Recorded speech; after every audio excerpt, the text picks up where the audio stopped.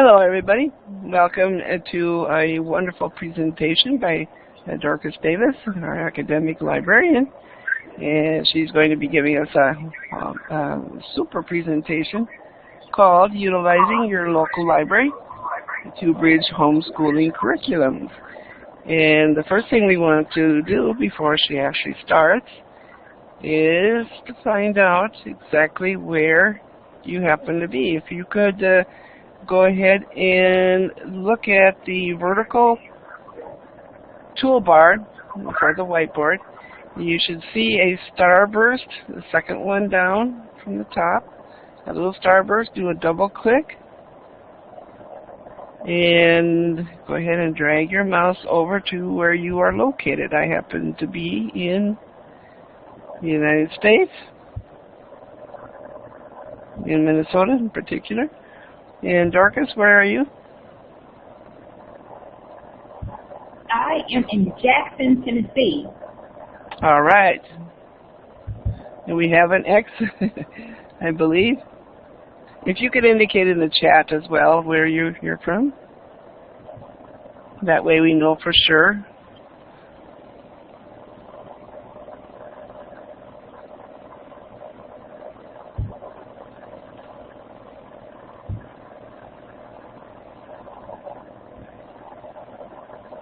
Okay.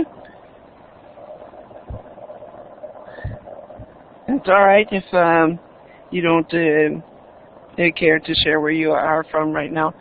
Okay, well, welcome, and I believe we are ready to have Dorcas Davis take over here. I'm going to start right here, and it's all yours. Enjoy. Thank you so much, Nikki. I am Dorcas Davis. I am an academic librarian for the University of Memphis. I am a mother of two school-aged children, and I personally use the library to bridge their school curriculum. The title of my presentation is Utilizing Your Local Library to Bridge Homeschooling Curriculum.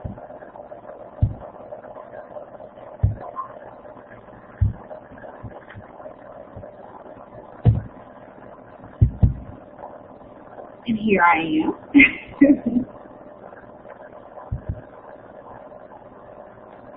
So if you see this face anywhere in the world, just say hello. A quick overview.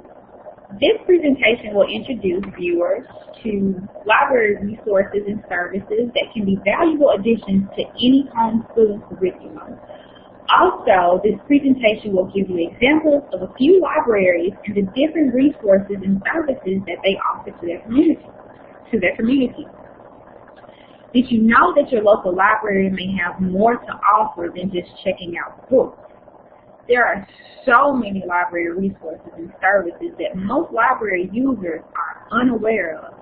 And a lot of these resources can be accessed from your home.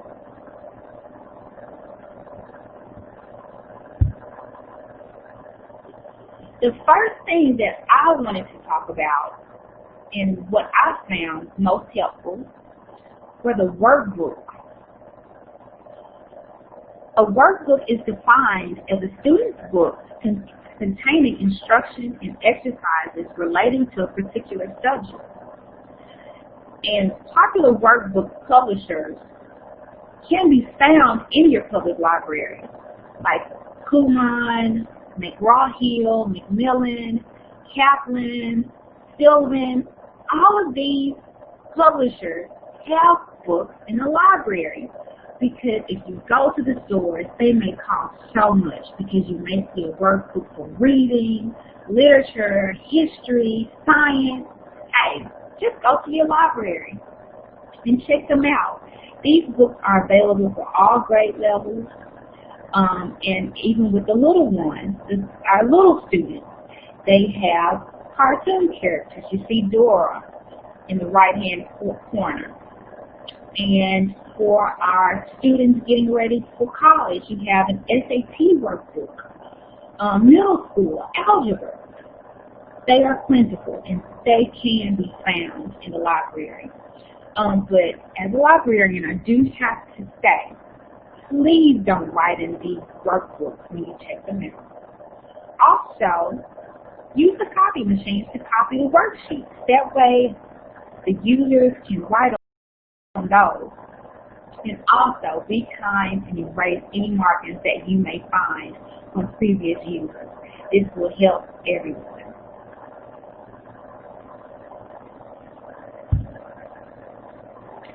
Next, I would like to talk about audiobooks and read-alongs. Do you have a slow reader or someone that's just learning to read? These are perfect.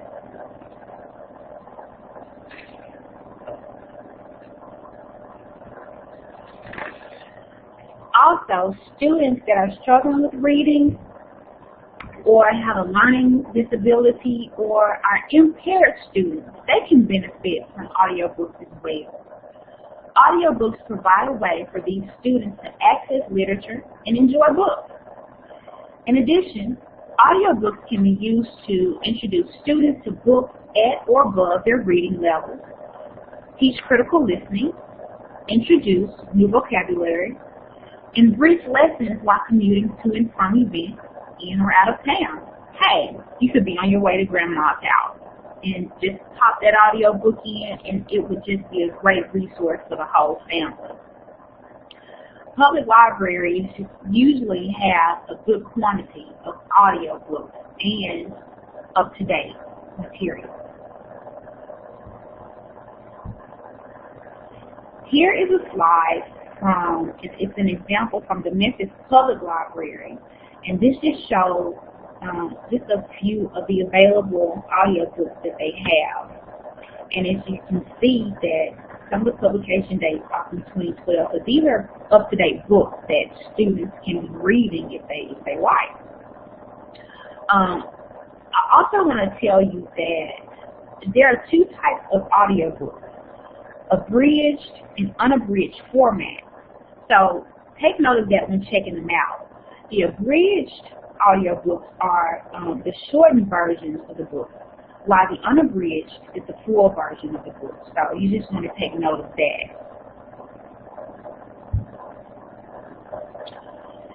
Now we have the read-along. Read-alongs can help students become independent readers. And read-alongs are used widely for early readers. They have the sight words and they have music, and it just makes it so entertaining, and it also allows them to be independent from a parent or sibling or a teacher reading to them. Read-alongs also make it easy for new readers to follow along by having a page-turner indicator. This indicator could be a bell or some type of animal or some type of noise, ding, or simply the author or the reader telling them, now it's time to turn the page. Finally, I just want to let you know that audiobooks and read-alongs come in all subject content, so it's not exclusive to fiction. It's not exclusive to fiction at all. And I also forgot to mention that audiobooks and read-alongs come in compact discs. And the read-alongs also come with a book. Here's an example from the Atlanta Fulton County Public Library system. And these show the read-along titles that are available. And if you look at the top of the screenshot, there are 1,135 read-along titles in this system. So early readers, new readers, or just any reader will not become bored. There are so many audiobooks in this library system, so many read-alongs.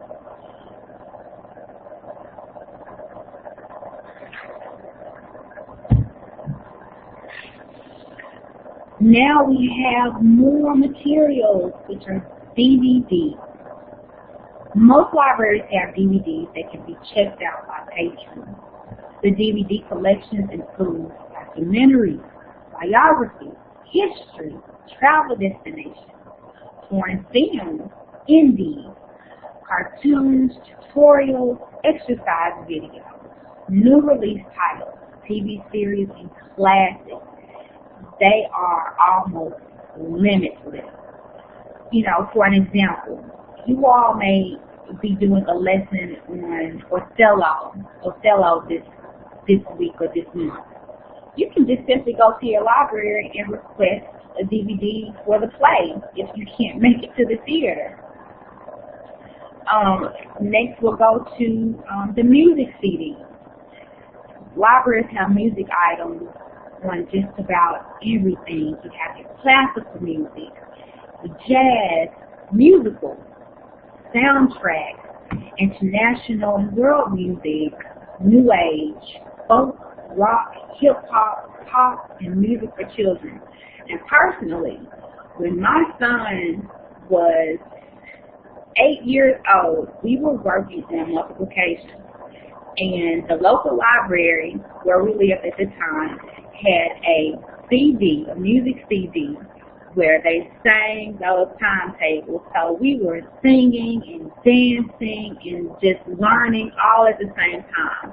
And he's 18 now, and he still remembers those songs, and he knows how to multiply.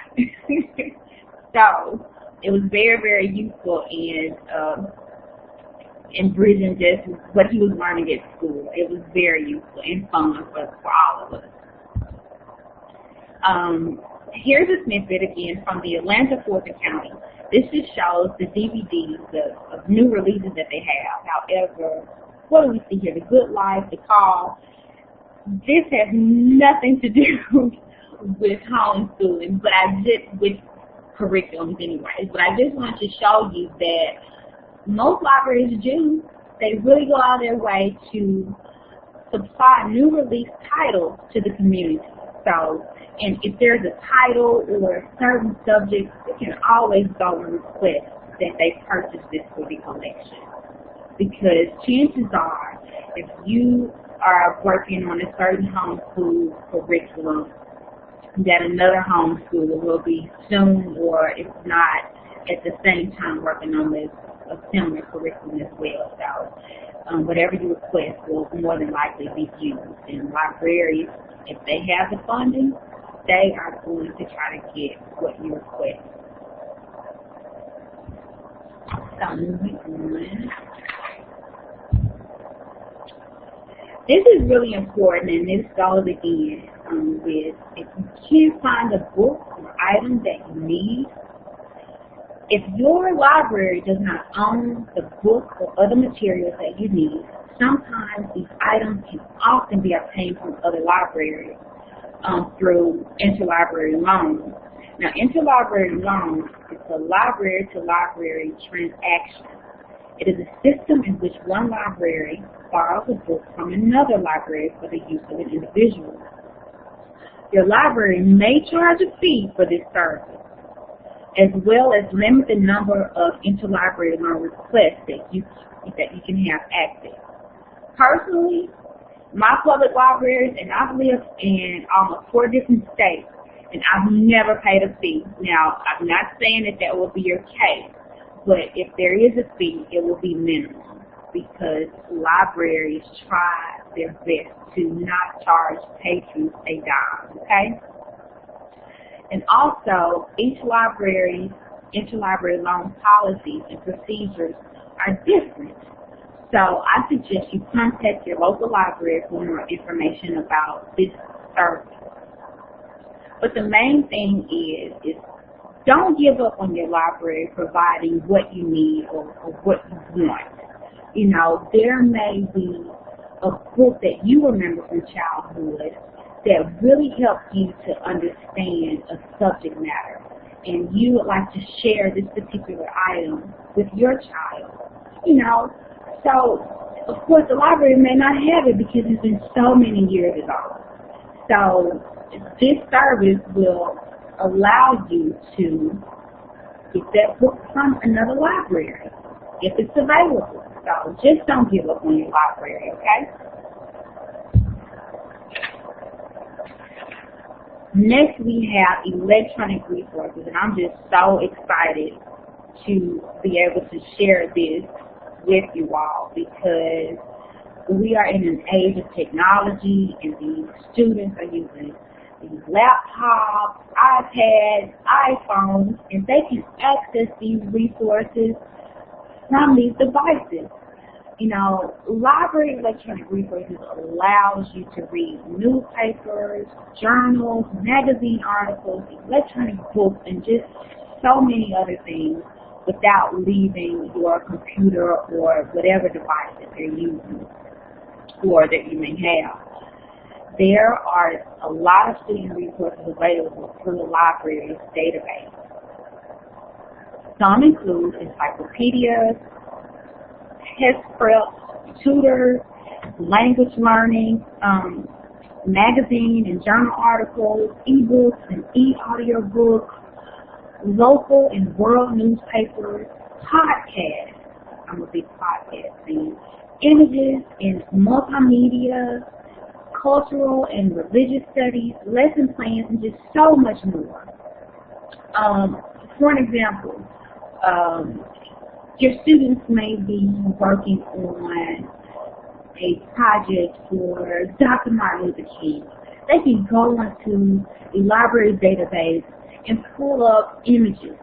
They can pull up a multimedia, a snippet of his speech, and get an idea of the people and how they dress, the climate, it's everything. It's right there, just with the click of a mouse.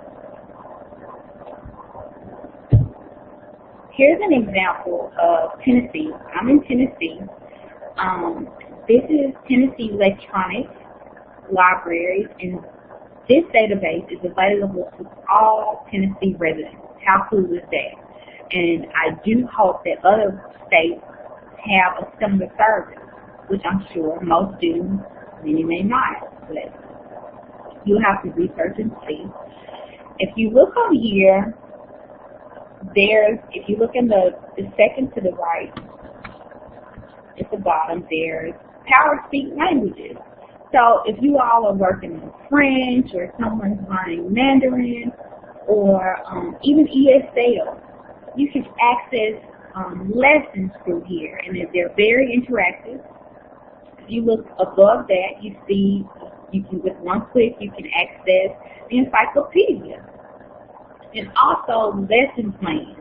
Hey, your homeschooling curriculum, this week's lesson plan is just boring to you, and it's just going to bore your children. So you get in there and you just kind of tweak it and make it fun for everyone so that learning can continue and thrive in your home. Also there, if you see Visit Tell for You, this page is catered to just from ages from kindergarten to 5th grade. And other libraries also tailor their websites and their pages and databases to the different age groups. So this is just so much fun, and a lot of the libraries have something similar. So check that out.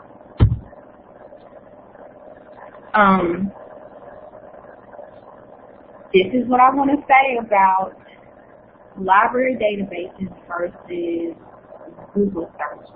Okay?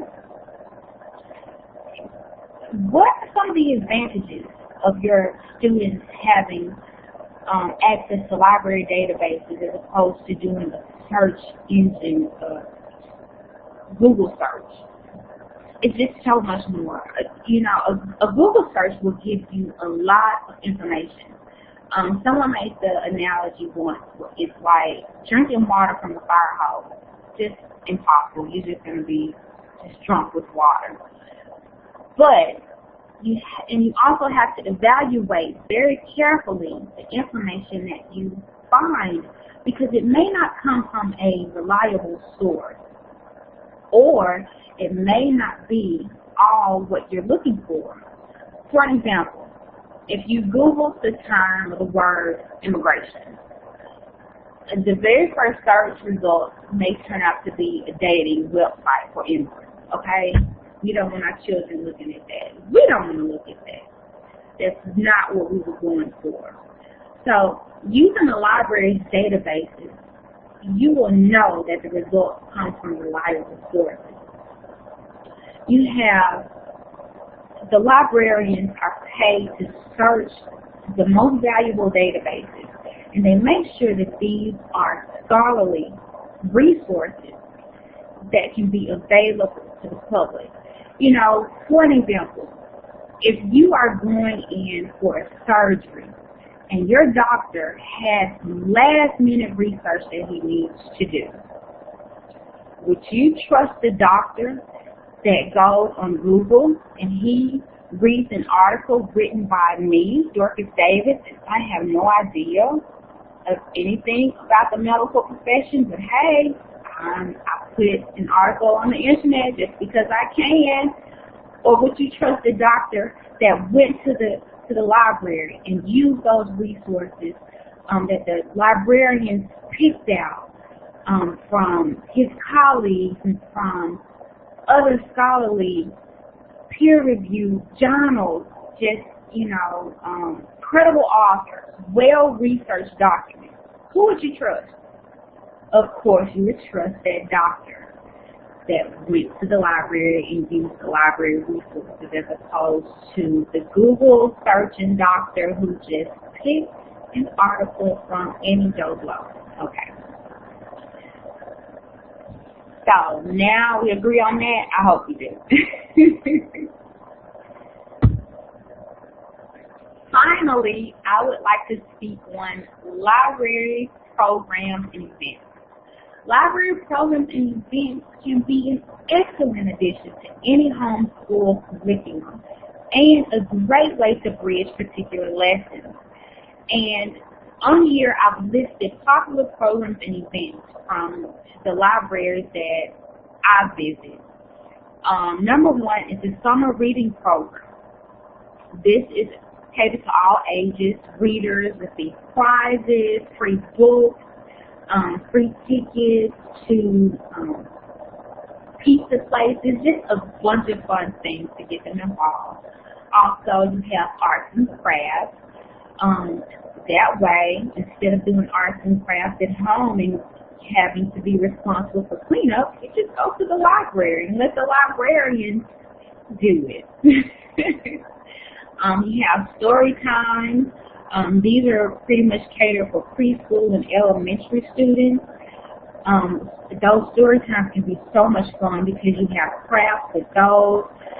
Sometimes you have librarians who like to incorporate puppets and songs and music and dance. It can just be a lot of fun. There are book clubs for all ages. Sometimes you have exhibits. For an example, right now I have an introduction to Islam exhibit in my library. You can just go in, look at pictures, check out books, you know, related to that topic, and music. It's just a lot of things that exhibits can bring to the table. You have tutoring. Some libraries have concerts. You have writing contests and art contests. There are just a lot of different programs and events that your libraries may offer. And it will be a good way for your homeschoolers to connect with other homeschoolers and other peers in your community. Just a good way for everyone to get out of the homes and be involved as well. Here's an example of programs and events, and this comes from Jonesboro, Arkansas Public Library. And this page in particular is for teens, for your young adults. If you look, they have homework help, they have anime book clubs, and I'm sure that they do drawings as well. And a young adult author is coming to visit. They can go in and get book signs, team book discussions, so you're connecting to other readers. And random fandoms Friday. So it's just pretty random, but it's fun, and they're interacting with things that are related to the library and learning. And also there are clubs.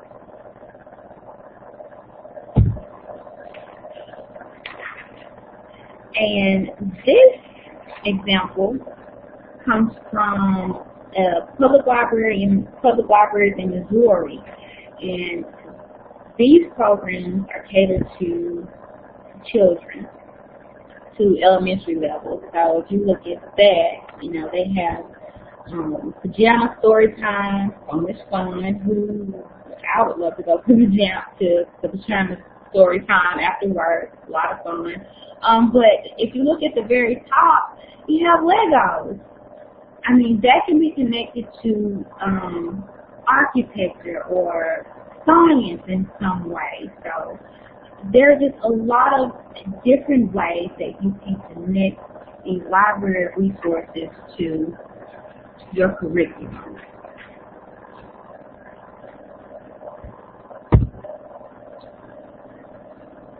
This is just about the end of my program and my presentation, and I just want to encourage you all to go to your local libraries and share what you've learned here and what I've told you. And my presentation is only a snippet of the fun and creative services that are offered by libraries throughout the world.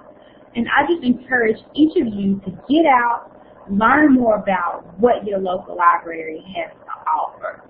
And I promise you, and I can guarantee you that the librarians there and the library workers there will try to cater more events, more databases, electronic resources, movies, DVDs, audiobooks, and they will try to cater them to your homeschool curriculum. So I'd like to thank everyone, and if you're interested in learning more, here's my email address. Email me anytime. Thank you all for coming.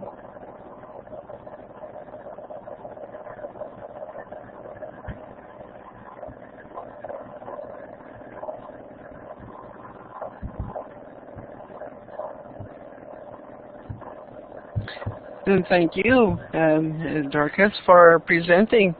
We've enjoyed your presentation and hope that you can come back and perhaps see you next year. There is a Library 2.0 conference coming up in October. I'm hoping that you have been definitely invited to that conference. I like you. I believe it's the 15th and the 16th, if I'm not mistaken. So definitely look into it. We'd love to hear from you again. Glad to be here. Thank you. Thank you. Did you want to stop the recording, or shall I? You go. All right.